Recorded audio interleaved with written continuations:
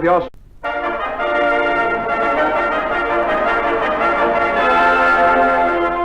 Directorate of Public Relations of the Australian Army presents War Correspondent.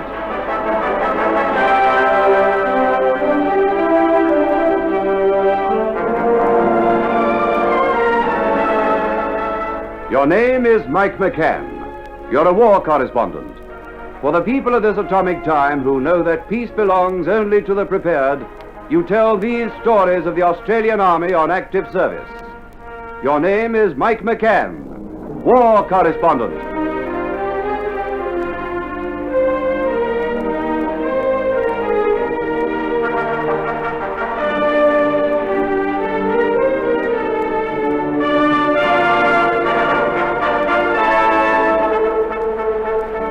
I'm Mike McCann. I've told you once before of the grim struggle that Australian troops had to take Shaggy Ridge. But this story, one of individual courage and sheer determination, is worth telling. To emphasize the bitterness of this sideline of Australia's effort in New Guinea, and the bitter personal feuds that took place over this razor edge of mountain. Shaggy Ridge, high in the lofty Finisterre Ranges, overlooking the Ramu Valley lying below, as ruggedly inhospitable as the face of the moon. The natives had named it Ramu, the Valley of Death. It was late in 1943 that the interests of Australia's veteran 7th Division became centred on the Ramu Valley, where the Japanese had assembled in great strength to bar the Australians' way to the New Guinea coast and the Bismarck Sea. Towering high above the 6-foot kunai grass that strangled all other vegetation in the Ramu Valley were the ugly peaks of vantage, the hogback ridges and the pimple peaks of mountains guarded by precipitous slopes. Shaggy Ridge was the key position held by the Japanese in that wild terrain. It was a natural, formidable fortress, riddled with foxholes, concealing fortified Jap positions and gun sites. Silhouetted against the cloudy skyline, Shaggy Ridge was humped into 3 pimples, each a narrow high point from which the enemy could look down on the steaming slopes and the muddy foxholes of the besieging Australians.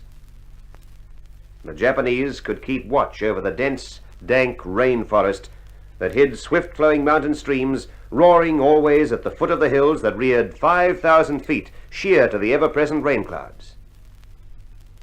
The Japanese had to be shifted.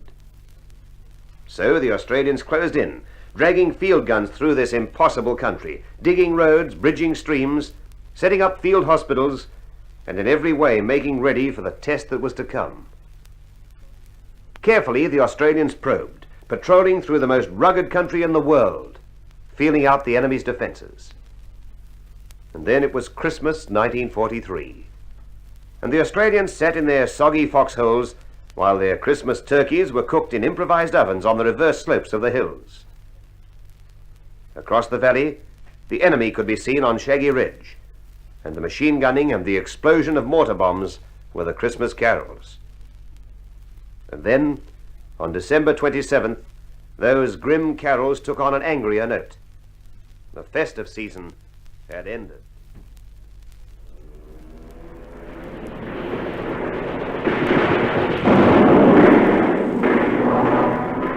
Shaggy Ridge. Sure is getting a trimming today, Jock. We won't recognize it after the artillery and the Air Force finish with it. Oh, up goes another tree. Trees have got no roots on Shaggy Ridge, Macca. It's too steep. Oh, I wouldn't like the job of landscaping it. It'd be like trying to make a landscape garden on the cliff face at South Head. It's the first time I've ever heard you admit there was a gardening job you couldn't do. In fact, first time I've ever seen the hill as steep as that. Oh, I must get some of those 25-pounder shells and bombs when I get back to my landscape gardening business. They sure throw the soil around. Nothing can live under that, Macker. Not a single thing. By the time the gunners and the bombers are finished, those 2nd, 16th Infantry blokes will be able to dig the Japs in for manure. Probably sour the soil. They're tough, those Japs. That's right, too, Macker. It's like trying to kill a centipede in garden soil. You can't do it. I've been pounding for an hour now. Must be getting time for the infantry to go in. For all that softening up, I'm kind of glad it's the 2nd 16th Battalion going in, and not the 2nd Pioneers. I'd just as soon be up here in the grandstand instead of doing that climb. They're off, Jock. Hand us those binoculars. Thanks. Yeah, there they go. Wouldn't be able to see them before the pasting, but it's as bare as a badger on those upper slopes now. I can see them going up hand over hand. But it's a one-man front, Jock. They can only go towards the Jap one at a time. Give us those glasses. Our fellas slip off the side up there and they're going to fall 1,000 feet. Those Japs have got more lives than a litter of kittens. They're tossing grenades out of their foxholes like confetti. But our fellas are pulling each other up, flat as lizards against the cliff face. And they've made the first foxhole. There goes an Aussie, head first into the foxhole. And he's fighting hand to hand with the Japs. Give us the glasses, Jock. Oh, hold on there, mate. I've got them focused. Oh, you should see them, Macca. They're swarming up there like fleas on a pig's back. Put your glasses onto that aircraft flying over the crest. That Piper Cub observation plane. You make out who's in it? No, but I can tell you it's rocking about a fair bit. Getting a few bullets into it too by the look of the holes in the fabric. Oh, then you're blind. That's General Vasey up there. He's got a box seat to watch the operation. Well, they can have it for mine. This'll do me on the sidelines, barracking. The 2nd 16th fellas are spreading over that ridge like a rash, fighting from foxhole to foxhole. One of our boys is using his fists and his boots. Oh, the beauties, the little beauties. Come on, hand over those glasses. I've paid me money too. Thanks, Jock. Oh, yeah, it's really on. Donnybrook and a half. Hold on, there's some stripe up there. They've all gone to earth. I get it now. There's a pillbox up near the top of the first pimple. Jap pillbox. What a snag to strike up there. The way I see it, from here we won't be going any higher up that ridge today.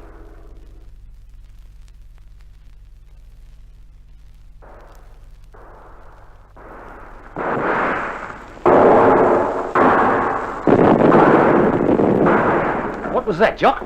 They whacked a demolition charge into the pillbox, opened it up like a sardine tin. One of the 2nd 16th fellas tossed that demolition charge the engineer sent up into the pillbox slit, split it like a ripe pumpkin, and they're off again. Hey, what's this? What do you make of that, Macca? Have a gig through the glasses. You see where that group of our blokes are above that Jap foxhole? You see? The foxhole is down the slope about 5 yards. You see it now? Yeah, I'm on it. But what do you know? Our fellas are trying to drop a grenade into that foxhole, but there's a Jap in it and he's covered himself with something. Looks like a ground sheet. Well, there goes another grenade lobbed right onto him, but he just humped up the ground sheet and the grenade bounced off and down the cliff. Get a load of this, will you? There's one out of the bag. Those infantry jokers there have got tired of bouncing grenades down onto that nip, so they've tied a grenade onto the end of a bamboo pole. Can't see, but I reckon they've got a string tied onto the pin. Yeah, they're poking the stick down into the foxhole. Oh, off she went. That'll be the end of that nip. How are those jokers up there? I'd say they're mighty. That's how I rate them, mighty. Have they taken that pimple yet? They're moving onto it right now. Are they going to stay there? The Japs have got guns on those other peaks and they're blasting our blokes, belting the living daylights out of them. Good, there goes a Jap sniper down the cliff face. Bumpity bump, down he goes. Be lousy with Jap snipers up there. Proper piece of green cheese it is. Lousy with holes. There's a couple of our stretcher bearers coming down this side, balancing like tightrope walkers. They've gone, Jock. Go on. Go on where? Nip machine gunner got them both. The three of them, the bearers and the wounded bloke on the stretcher too. They just went. Three of them falling together, poor coots. How would you be lying up there wounded? Our fellas have got to move on from there. They've got to move or they'll be picked off one by one.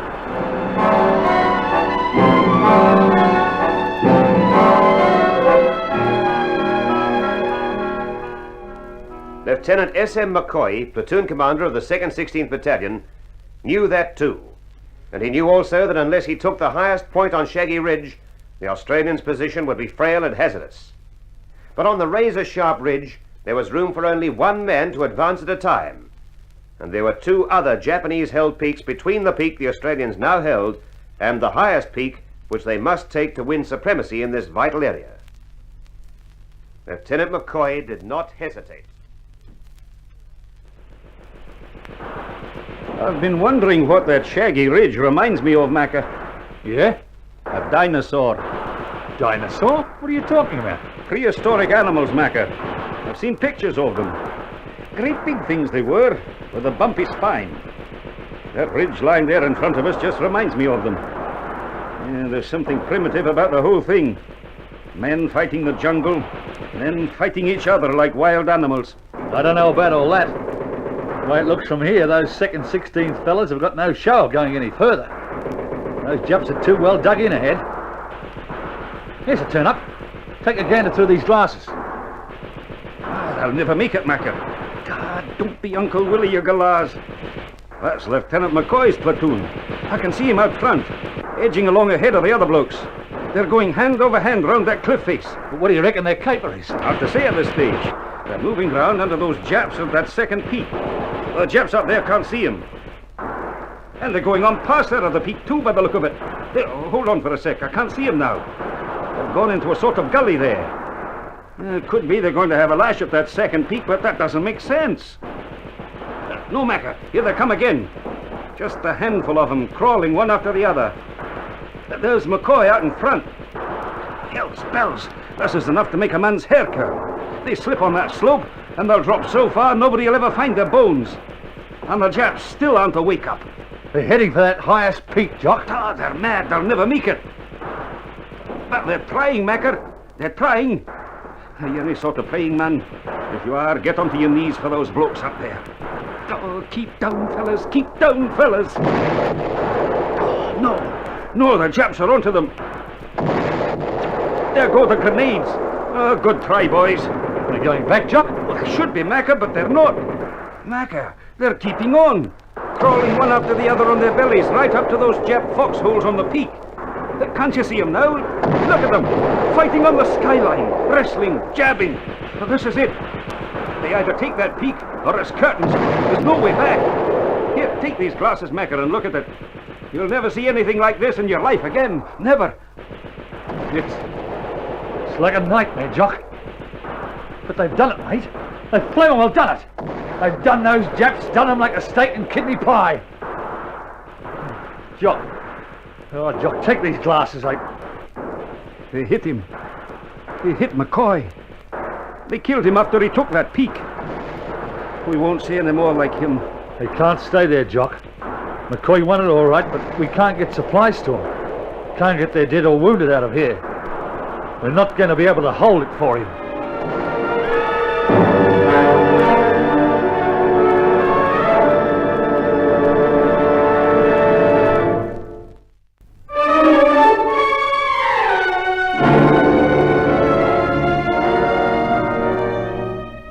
No, they didn't hold McCoy's Peak.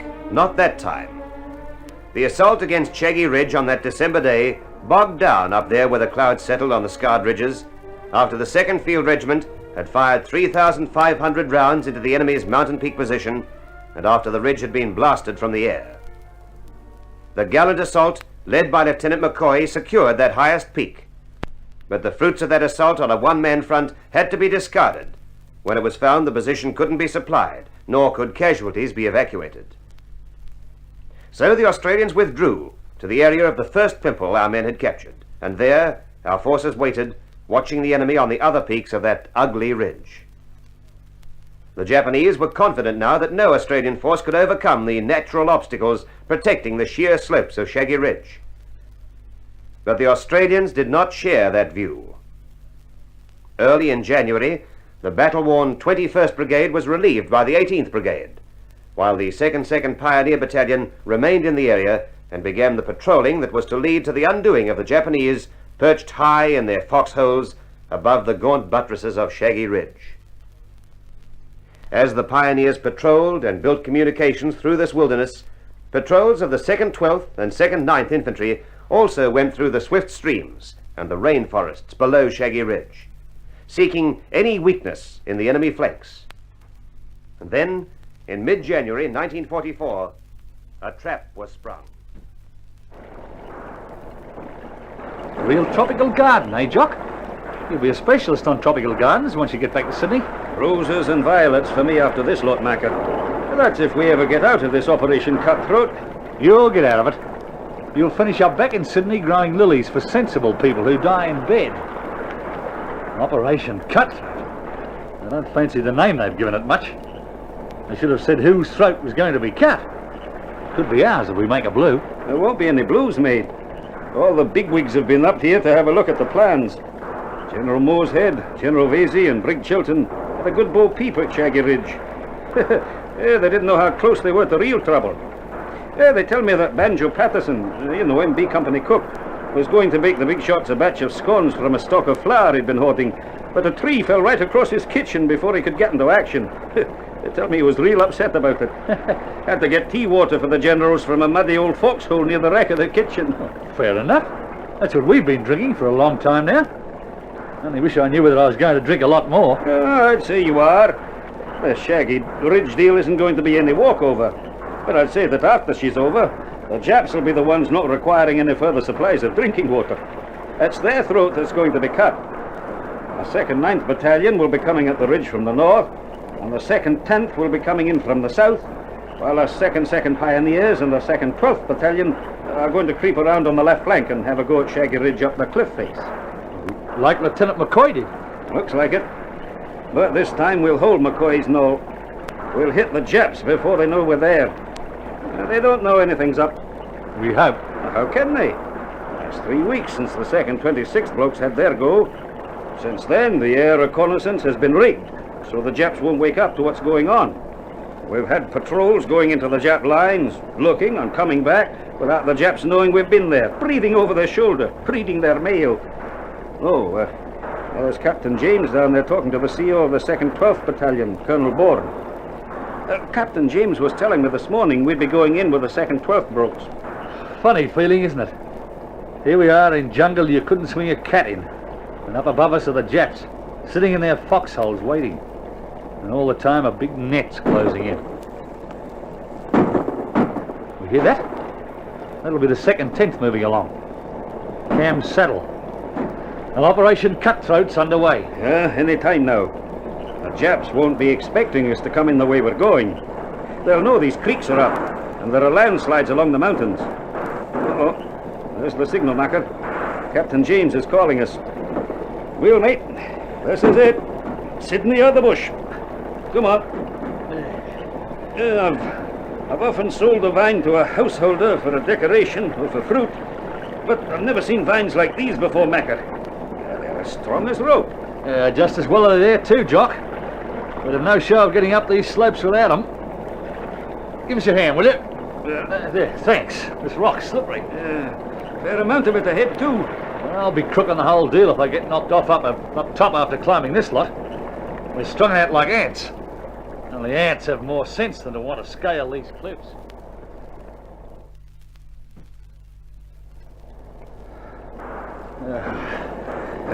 Rest. Hard yakka, Jock. Smoke? I used to think I was in good nick. It's the toughest day's climb I've ever done. All day for 4 miles. How are you fellas? Ground down to the knee, sir. Much more climbing, Captain? Yes, tomorrow morning. Worst is yet to come, so see if we can get some rest tonight. Sergeant Harry and the other cooks will serve you some hot bully beef stew soon. Tomorrow's the big day. We've got to see if we can't creep up on the Jap. Won't be easy. Not by the look of that cliff ahead of us, Captain. She's a real narrow-gutted ridge, isn't it? That about describes it. But we'll see tomorrow. Get some rest now. Yes, sir. We'll be right. You ever get the feeling this mountain's fighting against us, Macker? No. Can't say I have. The Jap's enough for me. I get it. I had it today as we came up those cliffs, and I've got it now looking up at that cliff face. It's like a fella looks at you sometimes and you know he's going to swing a king hit any time. That's Troppo talk. It's this jungle all round us. Flaming drizzle, insects, mud and pitch black night. Gets on your G-string a bit. Relax, have a smoke. Big day tomorrow. And a stinking night to sweat out, too.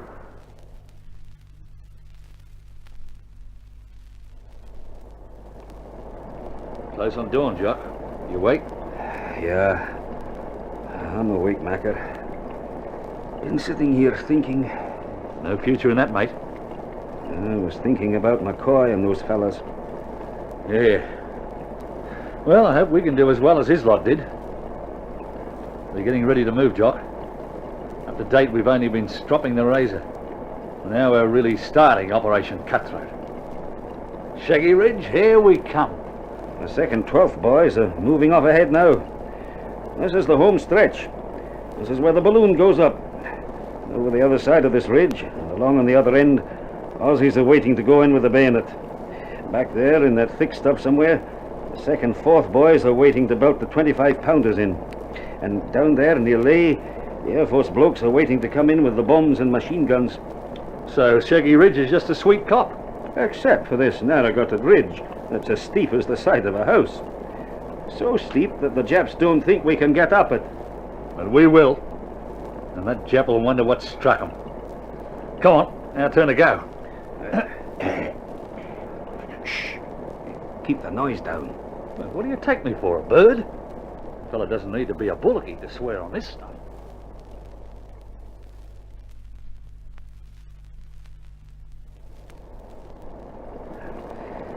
Another 200 yards and we're on the peak. And the Japs haven't woken up. It's too good to last. Why is it too good to last? Nobody'd expect humans to come up the way we've come. And she's not over by any means. The last 200 yards is going to take some doing. The second 12th blokes are moving again. Hey, Japs! They're running. That's drawn the crabs. It has drawn the crabs. The Japs know we're here now. Look, those Japs had a demolition charge planted up there. They got such a shock to see us, they took off without sending it off. Come on. Another 200 yards to go and the Japs are right onto us. Jap foxhole to your right. Dead Jap in it, too. One of the blokes up forward must have fixed him. Look out! He's dead now. The Jap was foxing. He had a grenade in his hand. He let a couple of hundred blokes go past him and decided to throw it. Just as when I saw him move, a snapshot from the hip. That's one up for me. Don't waste time notching your gun. There's more of them ahead.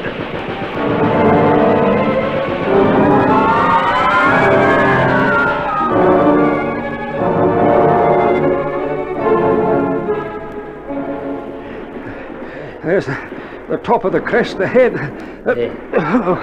Can't take this much longer. No. We can't keep taking it and stay alive. It looks as if that's the way the second 12th boys are thinking. They're edging up towards that gun position. They're charging it, hand to hand. Man, that's rugged fighting. That's good work. They've shut that Jap up. How many did you get? 16 of them and one Jap gun and ammo. Well, that's a start. Now we've got to keep climbing to see if we can shift more of them out of their foxholes. That was a start, all right. Have a look down at our aid post. 10 Australians dead, and looks like close on 50 wounded. There goes Colonel Bourne. He's been hurt. They're lowering him down the cliff face, using ropes and those lawyer vines. What a trip for a wounded man. Tough. But we've got a foothold on the ridge, Jock. We've got a fighting chance now. Somewhere along there, the second 9th boys are pushing towards us. We've got the Japs between us. And plenty of fight left in them. And most of the high positions in his hands still. Yeah. Well, we've got so far, Jock. And this time, Shaggy Ridge is going to be ours.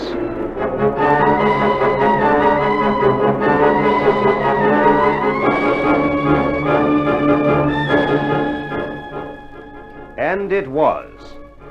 Shaggy Ridge was captured by the Australians shortly after midnight on January the 23rd, when the 2nd 9th Battalion linked up with the 2nd 12th and the elements of the 2nd Pioneers. For 2 days and 2 nights, the Japanese had tried to break out of the encircling Australian movements, but he was finally exterminated. The honour of retaking McCoy's Knoll fell to the 2nd 9th Battalion, and they too approached the highest peak on Shaggy Ridge by edging in single file along the cliff face below the position, with a drop of hundreds of feet below and the confident Japanese above. They advanced to within 40 yards of their objective before the Japanese realized they were there and opened up with machine guns and grenades. But the Australians went hand over fist towards the enemy in the face of his fire and fought him hand to hand in his foxholes, dotted over the highest point on this ugly but strategically vital mountain ridge. 46 Australians died to gain that ridge, and 147 were wounded. Our men buried 244 Japanese, and many more of the enemy were later found buried in mass graves. The battle for Shaggy Ridge was a bitter and bloody encounter, and one of the bravest chapters in the history of the Australian fighting man.